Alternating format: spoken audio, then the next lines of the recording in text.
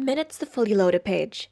Pictures and videos not even loading. Ever. Spotty coverage in parts of the metro depending on your service provider. Such is the reality of connecting to the internet in the Philippines. In fact, it's been widely reported that the Philippines has one of the slowest average internet speeds in the Asia-Pacific region, if not the world. Globally, the average is 7.2 megabytes per second, but our country continues to lag behind at 5.5 megabytes per second average. Will things ever change? With the efforts of a certain Filipino PhD researcher in Australia, it just might. Welcome to this edition of Tea Minute Thesis. Everyone, I'm Cami, and this is today's edition of Tea Minute Thesis. I'm here today with Meriam Bautista, who's a PhD student at the University of Technology, Sydney. So, hi Meriam, thank you so much for being here. Hi Cami, thank you for coming. Yep, so how long have you been in Australia? 2.5 years. Oh, it's pretty long. So, what did you study before coming over here? Electronics engineering, more on circuit design. Did my master in Taiwan. Wow, That was 2013. I did my bachelor in MSU IIT in Iligan City. The bachelor of electronics engineering. Oh, okay. And so, what exactly are you studying here now? So I'm doing my PhD. My focus of my study is more on electronic engineering, still in circuit design. I major on millimeter wave circuits.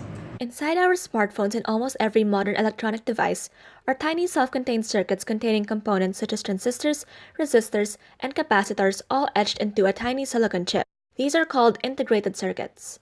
The circuits Meriam designed specifically deals with extremely high frequencies between 30 to 300 gigahertz, a frequency range known as the millimeter wave spectrum. Because of its high frequencies, this spectrum can transmit signal at faster data rates and accommodate corresponding increases in data capacities.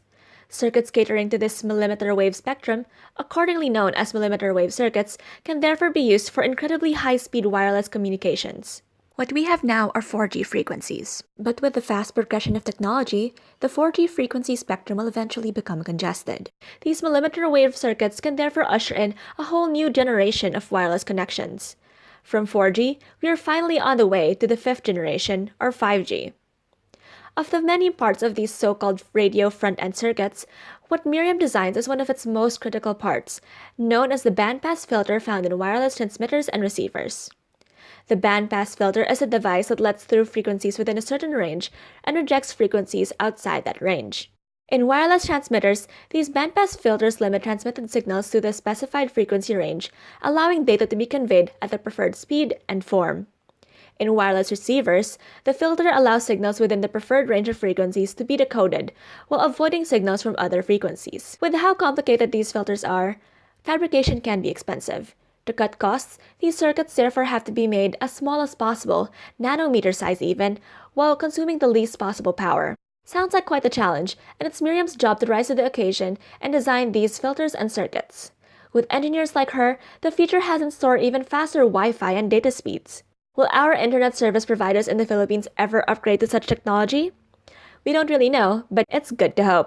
Thank you so much for telling me about your research. It's my pleasure, Cami. And that's it for today's edition of Tea Minute Thesis. Till next time!